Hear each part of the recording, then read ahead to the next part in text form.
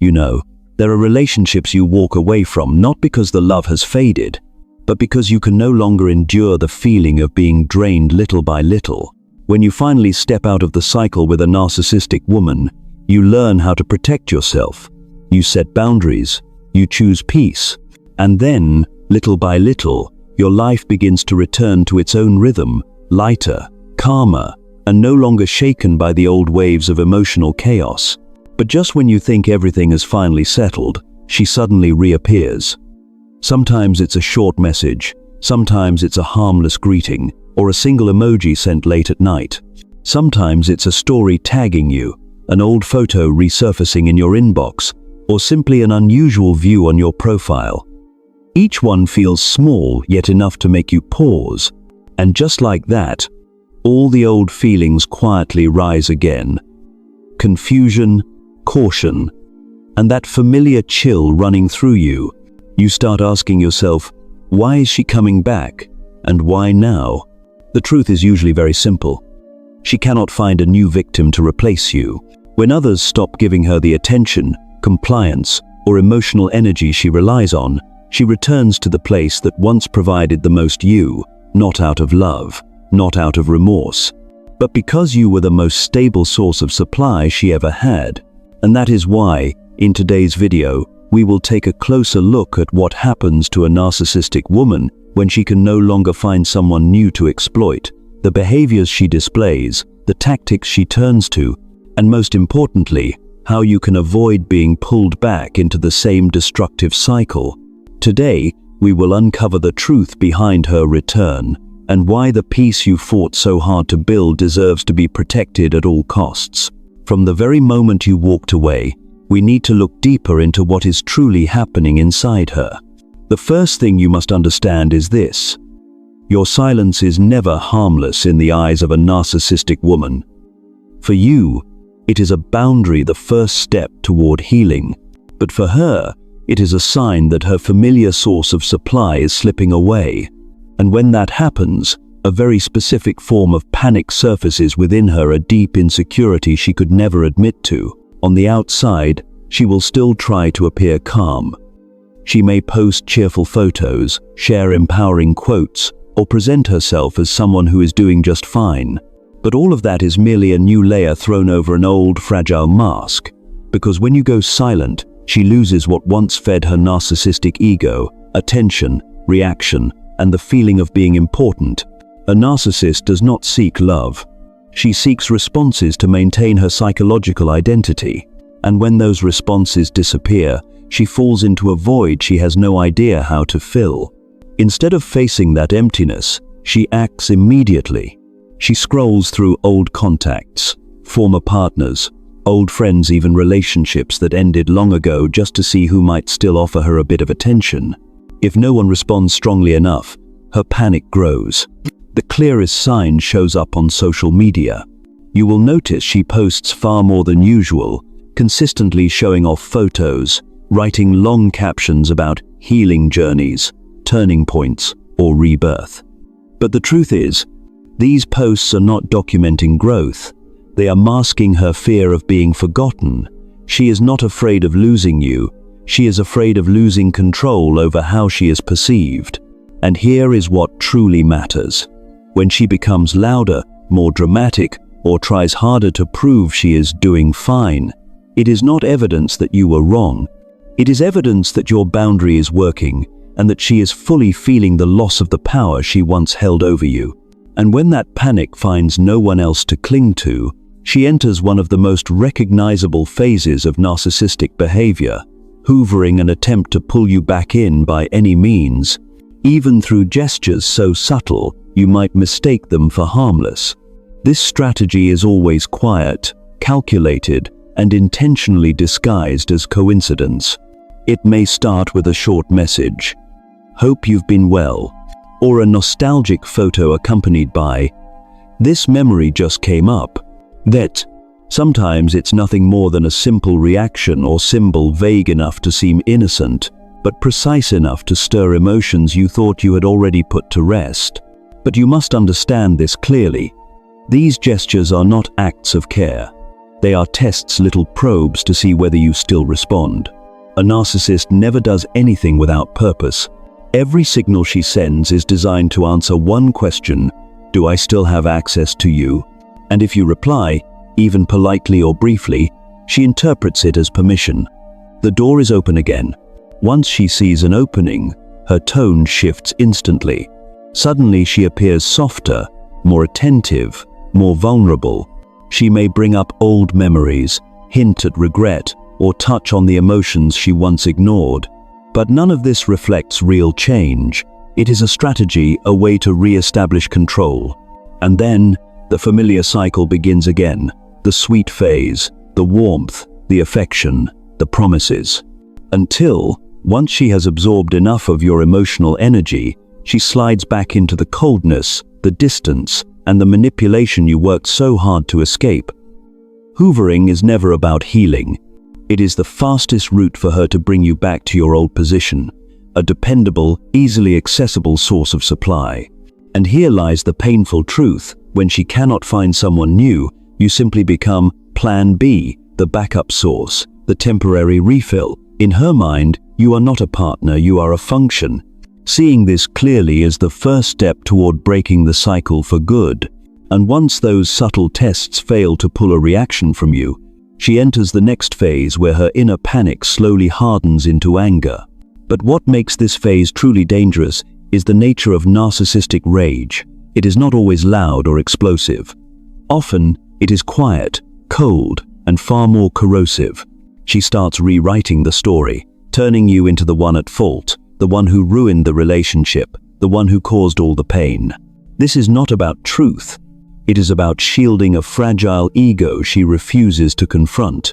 In psychology, this is known as revisionist history. She begins telling others that you were the problem, that you were irresponsible, cruel, or emotionally unavailable. The goal is to preserve her flawless image. And unfortunately, people around her may hear only her side and believe it.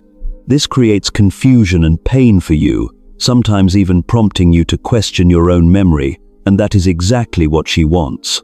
The moment you wonder, was it really my fault? She regains psychological leverage. This tactic works because narcissists rely on one thing above all: your reaction. The moment you start defending yourself, explaining, arguing, or expressing anger, she gets the supply she's been starving for. By pushing you into a defensive position, she subtly lures you back into the cycle you fought so hard to escape. And if you are not careful, you may find yourself slipping into that familiar dynamic before you even realize it.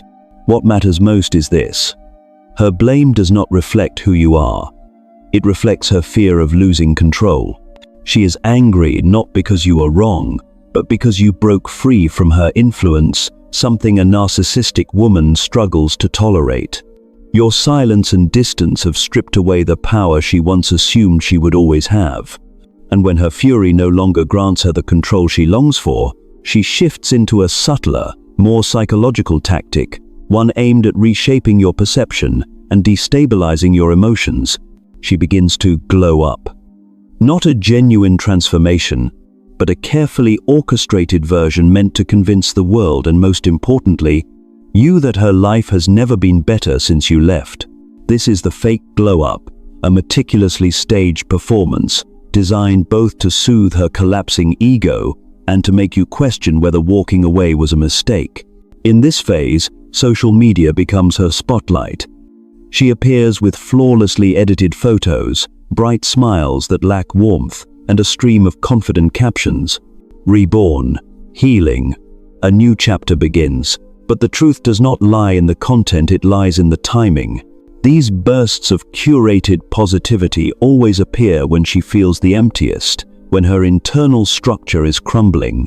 The fake glow-up is not a reflection of who she is. It is a reflection of what she fears. She fears being replaced. She fears being forgotten. She fears that you have finally slipped out of her grip. And to fight that fear, she wraps herself in a glossy exterior, not to become better, but to make you believe you lost someone irreplaceable. 1. Beyond the photos, many narcissistic women also rush into new relationships. Speed is everything. The faster it is shown to the world, the more fragile it truly is. The new partner is not love. They are a temporary emotional container, a fresh source of supply. And the heartbreaking part is that she wants you to believe you weren't enough, when in reality, no one could ever fill the bottomless void inside her.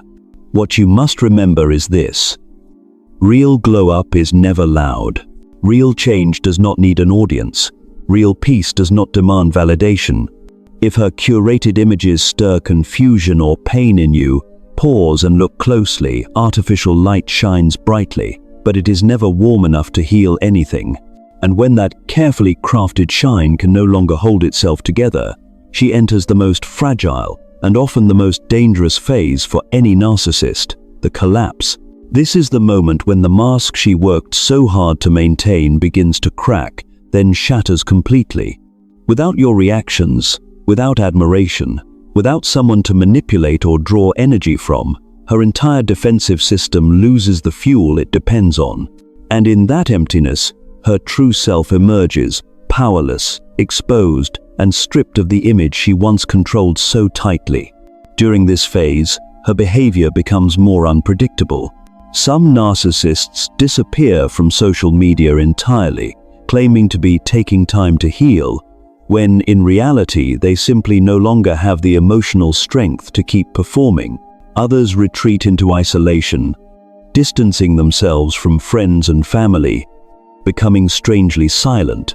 And then there are those who spiral, impulsive spending, reckless decisions, or plunging into unstable relationships just to feel something. All of these reactions stem from the same root: an inability to regulate their emotions without someone to feed off. What makes this stage particularly confusing is the way it can evoke empathy in you. You may feel sadness, concern, or even guilt. You see someone who looks fragile, lost, overwhelmed. You wonder whether she is finally changing, whether she genuinely needs help. But the truth is unmistakable.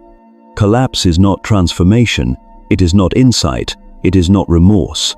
It is simply the consequence of losing control. And if you step in to save her, you don't just pull yourself back into the old cycle, you restore the very power she has been desperately trying to reclaim. A narcissist can only change through deep introspection and professional help, something that is exceptionally rare. That is why when collapse appears, your role is not to return. Your role is to hold your boundary, keep moving forward, and protect the peace you sacrifice so much to build. And in that moment of witnessing her collapse, what truly matters is not who she becomes, but what you choose to carry forward for yourself. Relationships with narcissists always leave invisible bruises, exhaustion, confusion, self-doubt. Yet the most significant truth remains this: you walked away. You saw the harmful pattern, you set boundaries, and you chose to save what was left of you before losing any more of it. During healing, your mind may occasionally drift back, curious about how she is doing. This is a deeply human reaction, but also the most dangerous trap, because the moment you look back, the moment you react, the old cycle gains power again. Understand this: curiosity does not mean you still love her, it simply means your wounds have not fully closed. Remember, every time you ignore a message, you reclaim power. Every time you refuse to enter an argument, you reclaim your peace. Every time you choose silence over reaction, you rebuild a nervous system that has been stretched thin for too long. Silence is not emptiness. Silence is safety. Silence is recovery. And then, one day, you notice subtle changes. You sleep better. You think of her less. Your body no longer tightens when old memories surface. You listen to songs that once hurt you, and your heart stays still. This is genuine healing, quiet, steady, and profound. From this experience, the most important lesson is clear.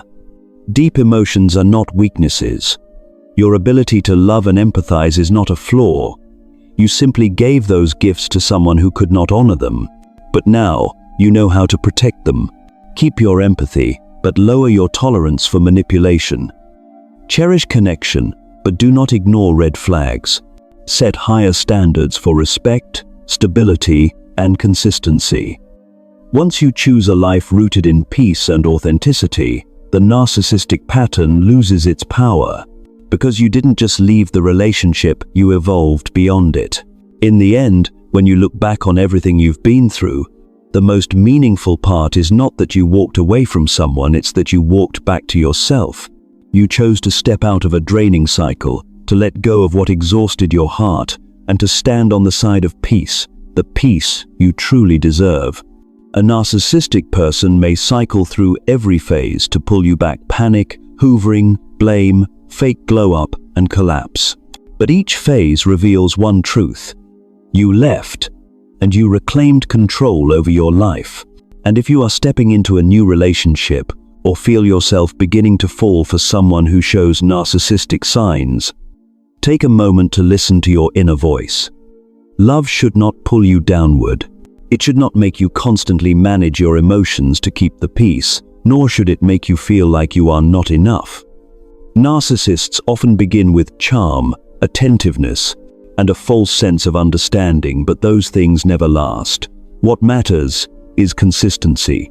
What matters is emotional safety. If you find yourself always explaining, always apologizing, always trying to adjust so the other person doesn't get upset, pause. A healthy relationship does not drain you. It helps you grow, not shrink. Let your intuition guide you. When something feels off, trust that feeling. It is rarely wrong.